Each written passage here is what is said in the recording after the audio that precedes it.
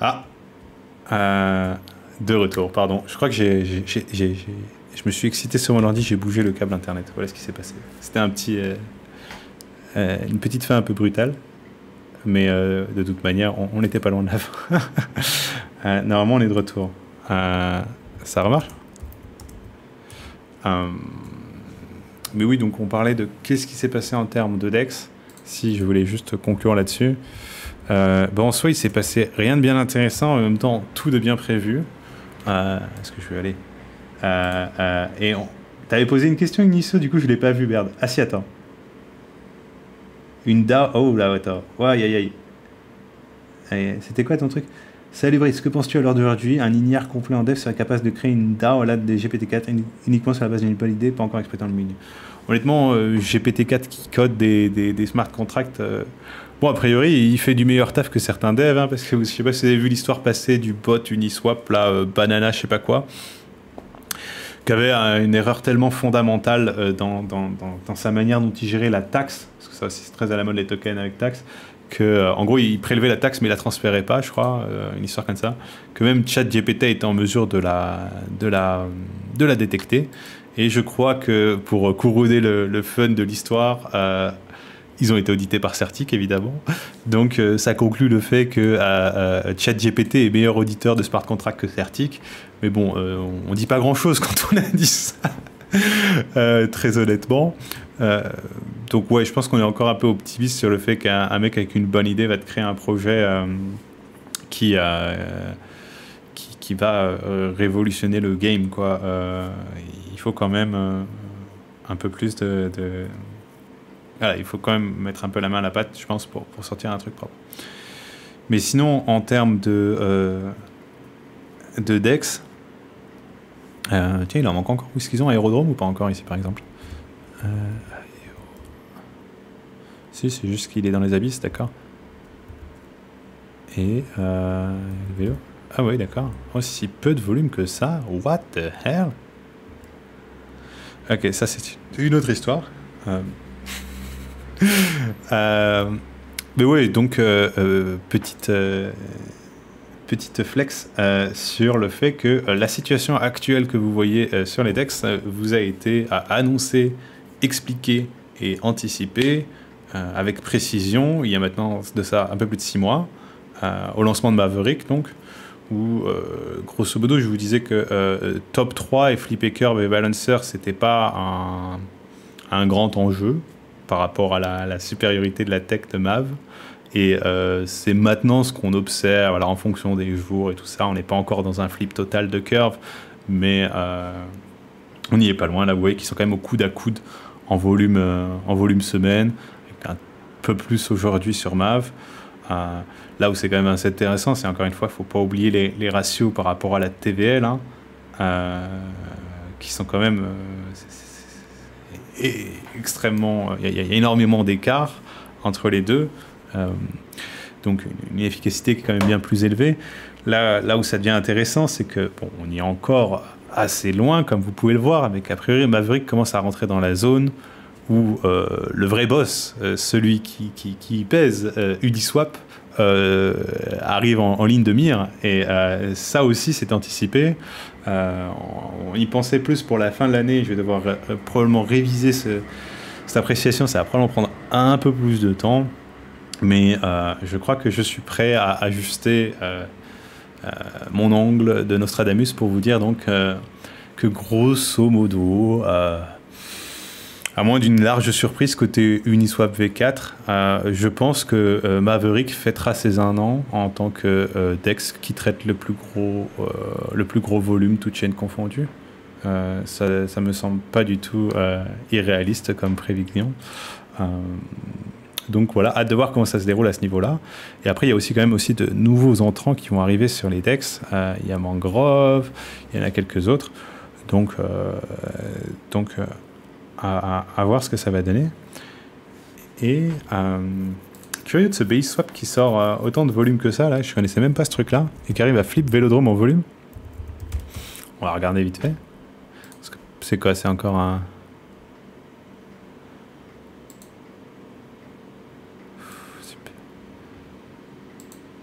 Ah, alors si tu m'as fatigué d'avance, quoi.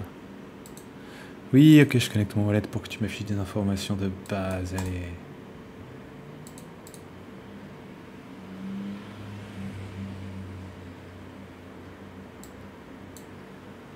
Il vient de se lancer ce truc-là ou quoi? Aïe aïe aïe, c'est tout ce qu'on tout ce qu'on adore. On parlait des modèles compliqués et tout ça. Putain, mais voilà, tu mets ton truc, tu gagnes du B-Swap, du BSX et du XBSX. Et genre, tu me fais travailler pour dumper tous tes shitcoins déjà là. Non, c'est bon. Aïe aïe aïe. Enfin bref, ouais, ça n'a pas l'air d'être la révolution, je pense, en termes de comment ils structurent leur liquidité. Cela, je pense que c'est plutôt sur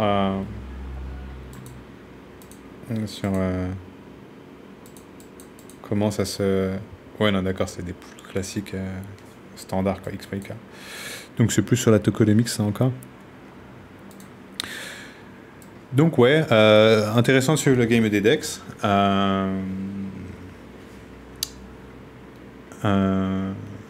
Ouais, bon, là, de toute façon, moi j'ai une adresse à la con pour les lives, hein, où je le remets à chaque fois. Mais ouais, non, je suis confiant sur... Donc, allez, je réitère une fois, mais pour l'anniversaire de Mav, donc je crois qu'ils sont lancés en mars ou en avril, je pense qu'ils ont une bonne chance à être top 1 en volume, ou en tout cas à être vraiment au coude à coude avec Uniswap. Faut se rappeler aussi de la marche parcourue, hein. Mav, ça a quelques mois, et ça vous a déjà flippé à peu près tous les noms connus en termes de DEX, à part Pancake et Uni. Donc on n'est pas non plus sur un truc extrapolé, sachant encore que ils n'ont pas beaucoup de chains chez Mav encore, ils sont que sur 3 ou 4 chains pour l'instant, avec d'autres à venir. Et surtout, il y a encore toute la composante tokenomics du Mav qui est vraiment dans son stade, on va dire, infantile pour l'instant, puisque vous pouvez locker, et il y a les lockers, mais il n'y a pas encore tout le jeu et les mavoirs, ce qu'il y a autour et qui vont arriver, et qui, je pense, auront quand même un sérieux impact. Donc, assez fascinant à suivre ça aussi. Et si vous n'avez pas fait faux devoir sur Mav, il n'est pas trop tard pour le faire, hein. Il reste encore beaucoup de gens qui sont à la ramasse sur Mav complètement, mais totalement. Alors que bon, je sais pas, si vous n'étiez pas trop convaincu de creuser le MAF quand je vous ai fait le marathon, je pense que maintenant que vous le voyez dans le top 3 du volume, devant Curve, devant Balancer, devant d'autres trucs que vous connaissez, les traders, les sushis et tout ça, peut-être que ça vous convainc. Et c'est surtout, encore une fois, il faut remettre les chiffres en perspective. Mais peut-être là, voilà, on va juste lire un peu la donnée pour que vous compreniez bien. On prend MAV Balancer. Là, aujourd'hui, MAV te fait 4 fois le volume de Balancer avec 1/20 de sa TVL. Ou alors il te fait 2 fois le volume de Curve avec 1/60 de sa TVL. Moi je trouve ça quand même assez délirant. Après il faut comprendre que de l'autre côté les DEX, les modèles qu'on a ont été mais complètement sursizés en termes de... C'est plus des machines à attirer des TVL dans des pools qu'à vraiment une machine optimisée pour des swaps. Mais en fait ça c'est extrêmement risqué. Fondamentalement c'est débile de faire des fermes dans des pools d'AMM quoi. Si tu veux faire des fermes, fais un truc en single stake, quoi, et fais un truc bien optimisé pour le swap de l'autre côté. Mais faire de la ferme swap, là, c'est une situation qui ne peut pas tenir dans le temps, je pense. Donc je suis quand même assez content de voir qu'on a enfin des outils pour les dépasser. À voir après comment ça va se goupiller. Probablement qu'il y a des projets qui vont avoir un peu du mal à s'adapter à cette nouvelle réalité. Mais au final, sur le temps, l'adaptation, elle se fera, hein, puisque d'un côté, vous allez avoir des projets qui dépensent 50, 100 fois plus que d'autres, et c'est déjà le cas pour leur liquidité. Donc, c'est pas non plus un problème. Et Djibril, tu prends la question du mauvais sens. C'est plutôt pourquoi il y a autant de TVL chez les autres qui sert à rien. Regarde les grosses poules et tu vas comprendre les grosses poules curve ou les trucs comme ça. Uniswap est moins sujet à ça encore que. Mais voilà. C'est pas tellement pourquoi il y a si peu de TVL sur Mav, mais pourquoi il y a autant chez les autres. Bon, après on connaît la réponse, hein, parce que ça s'envoie de son jeton dans tous les sens, en mode ça émet beaucoup sur les poules. Hop, je vais juste vous montrer par là. Maintenant la question c'est ça émet sur les poules, mais regarde où ça part et à quel genre de volume ça tient, quoi. Et c'est surtout ça, hein, qui peut être assez dérangeant sur le long terme de ces projets. c'est que mine de rien, ils émettent énormément et les émissions, ça marche et ça permet en contrepartie de capturer une grande partie du volume et donc des frais. Et donc après, d'arriver à une forme d'équilibre entre la dilution de ton propre token et les frais que tu captures. Tu peux trouver un équilibre à ce niveau-là, mais le problème, c'est qu'au fur et à mesure du temps, cet équilibre devient de plus en plus dur à trouver, au fur et à mesure que ton token est de plus en plus dilué, puisque ta force de frappe baisse. Comment dire, en gros, il te faut de plus en plus de jetons pour appliquer la même attractivité sur les LP. Donc voilà, ça me semble assez dur à tenir sur le long terme. Côté MAV, tu as des pools extrêmement efficaces et c'est pour ça aussi que MAV arrive à avoir au final si peu de TVL pour le volume traité. Et là, je crois que tu as deux bons exemples quand même assez violents, hein. Sur Zcasting, c'est assez fabuleux de voir l'efficacité.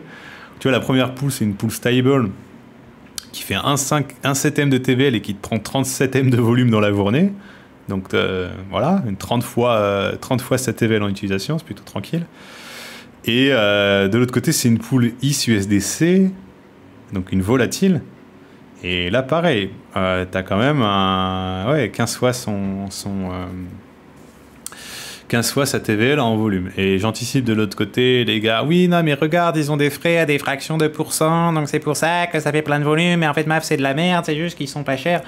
Non, Kekos, déjà, la structure de liquidité, elle est complètement différente, donc c'est pour ça qu'ils arrivent à traiter autant de volume. Et oui, ils mettent les frais pas chers, mais ça leur permet d'atteindre une utilisation de psychopathe, ce qui fait que si tu as fait des maths de base, tu comprends que il vaut peut-être mieux traiter 10 fois plus de trades payés à 0,1% par trade que de charger, je sais pas moi, 0,5% par trade et d'avoir quasiment aucun trade.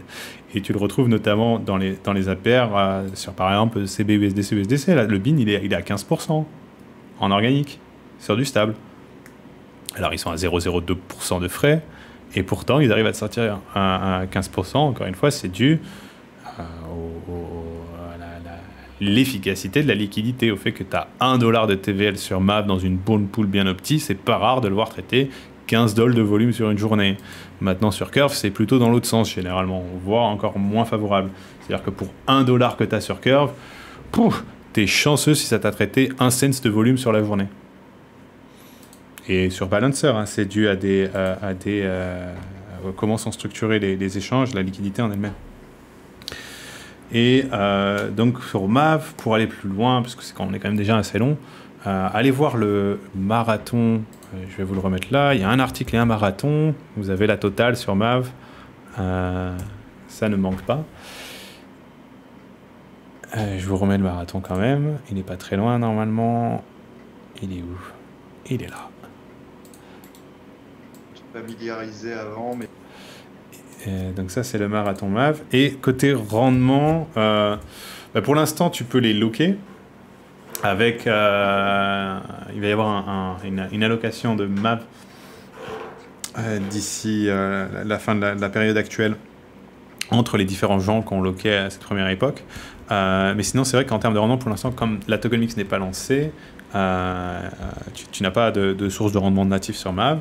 Ça arrive. Alors après, et c'est un peu le trick, hein, c'est que tout ça est public, donc on est très bien. Donc le trick, c'est que a priori, si vous avez bien suivi, vous avez fait vos devoirs, vous avez eu un premier airdrop de MAV il y a quelques mois. Si vous n'avez pas été trop teubé, vous ne l'avez pas vendu.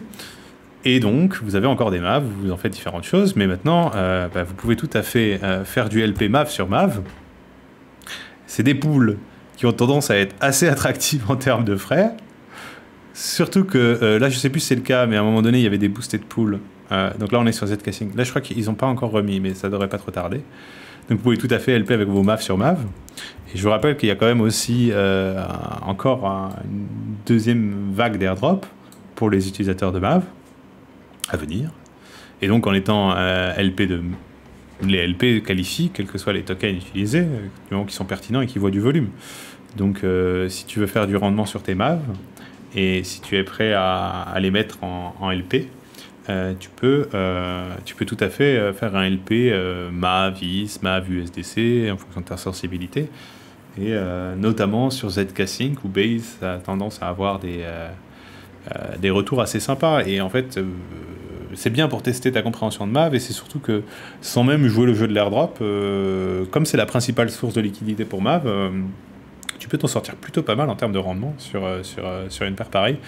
Et puis ça te permet en même temps voilà, de mettre en pratique tout ça. Et voilà. Et donc, allez, dernière Kerouac, et après, je vais m'arrêter là pour aujourd'hui.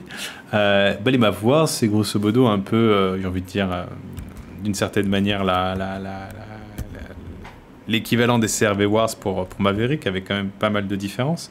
Mais donc, cette idée que il va y avoir une forme d'inflation du Mav qui va pouvoir être allouée sur différentes pools pour attirer et tenir la liquidité dans le temps, et aider les projets à construire des pools pertinentes et ainsi de suite. Et ça sera bien sûr au Mav holder de déterminer où vont les allocations. Et donc, comme on a pu le voir sur Curve ou autre, étant donné l'efficacité de Mav notamment, tu peux t'attendre à ce qu'il y ait une certaine compétition entre les projets pour attirer les votes des VE Mav holders, des possesseurs de Mav loqués, vers leur pool en question. Et la meilleure manière d'attirer des votes, ça reste encore de graisser des pattes, comme on le sait bien par ici. Et donc ça peut amener une situation assez intéressante en termes de rendement pour les holders de Mav, qui pourraient être plus ou moins bien payés. Ça va dépendre bien sûr de à quel point les Mav, les 20 avoirs ont du succès, qui peuvent être plus ou moins bien payés pour voter, allouer leur vote Mav sur différentes pools, qui aidera donc les projets à avoir des rendements attractifs pour leur LP sur Mav et donc attirer la liquidité dont ils ont besoin pour gérer leur trade. Mais là, pareil, il va y avoir plein de niveaux de jeu. Il va y avoir les gars qui jouent ça comme des bourrins en mode on veut faire des poules à gazillon de pourcents, on en a rien à foutre de combien ça traite en liquidité, qui ont gaspillé beaucoup de ressources et qui vont faire mon bonheur. Merci à eux. Et sinon, il va y avoir ceux qui utilisent ça de manière habile, et qui trouvent un bon équilibre avec les LP, qui arrivent à faire des pools bien optimisés. Et ça, bien sûr, il y en aura moins, parce que ça implique de mettre un peu de jus de cerveau dans l'histoire et de faire un peu d'effort. Mais ces projets-là seront plus efficaces. Et J9742, non, c'est du foutage de gueule. Cet API de StakeDAO n'y fait surtout pas confiance. C'est une pure extrapolation en prenant en compte 40 000 paramètres qui ne sont pas du tout prévisibles. C'est une grande spécialité de StakeDAO d'afficher des API complètement pétés pour que des gens déposent et loguent des tokens dans un modèle qui est quasi à perpétuité quand tu n'as pas beaucoup de liquidité de l'autre côté. Bref, c'est une attitude prédatrice et c'est l'une des raisons pour laquelle je ne suis pas un grand fan de ce que fait cette équipe, alors qu'ils sont quand même présents dans l'écosystème et qui buildent des trucs qui ne sont pas complètement teubés en dehors de leur pratique de gros gourmands. Donc voilà. Et concernant qui a pris de l'avance sur les Mav Wars, ça se mesure pas à celui qui a le plus gros sac de Mav, hein. C'est très marginal ce qui est loqué de chaque côté. C'est assez marginal encore par rapport au nombre de Mav total qui est déjà là. Encore une fois, moi je pense que la différence va se faire vraiment sur les fonctionnalités et la synergie qu'ils vont réussir à développer.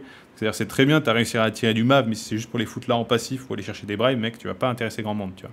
Ça va vraiment être la question de est-ce qu'ils arrivent à développer une offre synergique au-dessus de ça, par rapport, je sais pas moi, aux apporteurs de liquidité, ou même à aider les projets à designer des pools efficaces, à mettre en compétition, par exemple, des liquidity shapers, ou des choses comme ça. Moi, je serais très content d'aider les projets avec un modèle qui me rémunérerait très bien pour les aider à faire de la liquidité.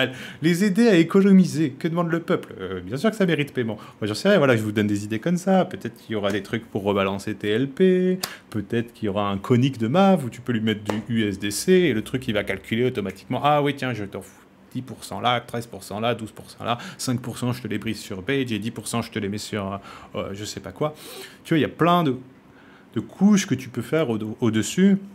Parce que mine de rien, en effet, c'est efficace, c'est puissant, mais ça a aussi quand même ses petits inconvénients, ses petites complexités. Et donc moi je pense que c'est vraiment là que les lockers font leur différence. Et c'est pas en te mettant un produit pur passif de stake qui fout rien et qui manipule les gens sur les API. Je pense pas que c'est une manière de s'inscrire de façon pérenne dans les Mav Wars. Mais on verra, peut-être que je me trompe. Et qui me prouveront tort, j'en sais rien. Mais voilà, tu as plusieurs options côté Locker, si tu veux regarder autres que Stake aussi quand même, qui ont eux aussi des démarches. Honnêtement, à la stade d'aujourd'hui, les produits sont à peu près tous similaires. Hein. C'est vraiment c'est un vault, tu fous tes MAV, ça va te les loquer. C'est vraiment qu'est-ce qui va se passer après et qui peut être plus intéressant. Et donc,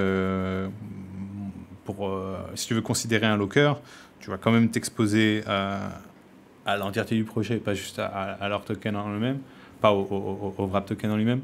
Donc voilà, moi je te conseillerais plus d'essayer de voir à ce niveau-là, est-ce que tu sens que la team elle a vraiment une démarche de synergie par rapport à Maverick, qu'elle essaie de faire un produit qui va rajouter à l'écosystème et que en même temps que grandir, en même temps que que Mav va grandir, le produit peut grandir en même temps et capturer une bonne valeur de ça. Pense un peu à l'exemple Convex par exemple. Et je pense pas que c'est les modèles les plus prédateurs et agressifs et presque disrespectueux de l'intelligence de leurs utilisateurs qui seront les plus qui marcheront le mieux dans le long terme. Tu vois ce que je veux dire? C'est pour ça que je te disais que ça se mesure pas à la quantité de MAV dans l'immédiat dans le locker à l'instant T, parce que ça dépend vraiment comment tu les as obtenus, quoi.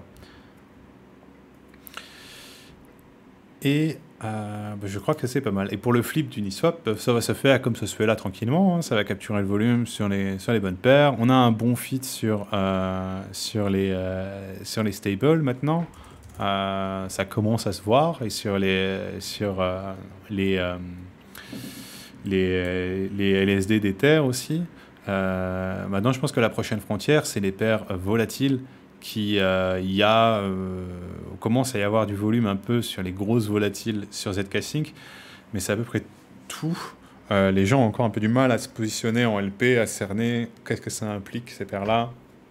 Donc peut-être aussi des outils, encore une fois, de liquidity shaping ou même des trucs pour juste aider, des petites recettes de livres de structure de liquidité, plein de choses à faire pour aider les projets à mieux comprendre le modèle. C'est vraiment plus une démarche d'éducation à ce stade hein, qu'autre chose. Et encore une fois, toutes les composantes de la tokenomics qui vont aussi s'enclencher et qui vont, je l'espère, aller dans ce sens-là aussi, d'aider les projets à mieux comprendre le protocole et les utilisateurs également. Voilà. Alors oui, si, avant que je vous dise bye-bye, il y a un truc marrant ce soir. On m'a proposé une émission. Je crois que vous avez... Ah putain, il va encore me foutre le Twitter d'il y a 3 ans, ce con, ou il va me mettre le dernier. Non, c'est le Twitter de 2021. Bon, super. C'est quand même ouf cette histoire, faut que je résolve ça après. Attends, c'est peut-être parce que il me le met en IPF, non? Bon, je verrai ça après. Mais donc sur mon Twitter, je vais le repartager de toute façon quand je partirai en live. C'est ce soir à 8h30, 9h. Alors on m'a pas trop décrit le truc encore, mais de ce que j'en ai compris, c'est une sorte de Shark Tank de la crypto un peu. Où en gros, on va être un jury de 3 ou 4. Je crois qu'il y a Alexandre Lourimi, l'avocat, et d'autres gars sympas. Et en gros, on va avoir des petites teams, je crois plutôt de jeunes, qui vont nous pitcher leurs idées de protocole. Je suis pas sûr que ce soit que DeFi, il me semble que c'est crypto en général. Et honnêtement, je sais pas trop comment ça se passe. Mais bon, on est jury, quoi, donc on leur fera part de nos suggestions sur qu'est-ce qu'on pense de l'idée. Et oui, c'est en français. C'est pour ça aussi que je vous en parle là. Qu'est-ce qu'on pense de l'idée, comment ça se passe, et ainsi de suite. Assez flou, encore une fois, je sais pas. Je vais avoir plus de détails tout à l'heure. Mais ça a l'air assez fun, donc 8h30, 9h. C'est en direct, ouais, c'est un petit show sympa. Attendez, je vais vous retrouver le nom quand même parce que je l'ai là. Bon, sinon de toute façon, ça sera partagé sur mon Twitter. Vous le retrouvez fastoche. Donc ça peut être assez cool à suivre. Ouais, ça part vers 8h30, 9h normalement. Donc peut-être à tout à l'heure. Et sinon, sinon, on se retrouve sur le blog et sur Twitter. Et allez, Kerouac, je prends celle-là. Là, dans le live, je suis avec MetaMask. Oui, mais sinon, je suis passé essentiellement à Rabi. Parce que c'est quand même vachement mieux, soyons honnêtes. Frame, pas trop adepte encore. Mais c'est surtout parce que sur la plupart de mes laptops qui sont pas Windows ni Mac, C'est pas super ouf leur app encore, j'avais quelques soucis. Donc ouais, pour la petite émission de ce soir, passez sur le Twitter, je partagerai ça pour sûr. Et ça part vers les coups de 9h, je pense que je crois qu'on a 15-20 minutes d'organisation avant. Voilà, au plaisir de vous avoir retrouvé et à la prochaine, date indéterminée, pour d'autres discussions DeFi. À toutes.